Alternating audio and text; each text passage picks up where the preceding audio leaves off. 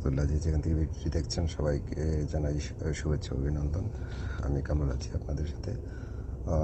আজ যে ভিডিওটি নিয়ে এসেছি সেটা হচ্ছে আমাদের যে ডেলিভারি রাইডারদের বাইকের ইঞ্জিন দ্রুত নষ্ট হয়ে যাওয়ার কারণ, এবং এটা যে নষ্ট হয়ে যাচ্ছে সেটা আমরা জানতেই পারি না।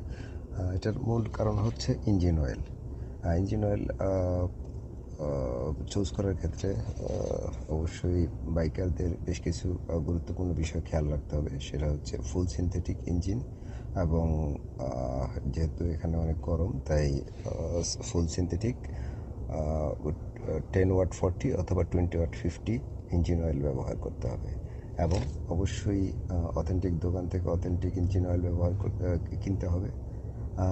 এবং সেই সাথে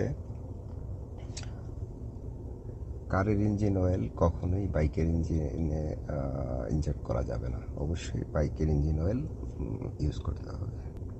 যদি আপনি এভাবে ইউজ করতে পারেন, চুজ করতে পারেন, তবে আপনার বাইকের ইঞ্জিন দীর্ঘদিন সচল থাকবে বলে আমি আশা করি ইনশাআল্লাহ।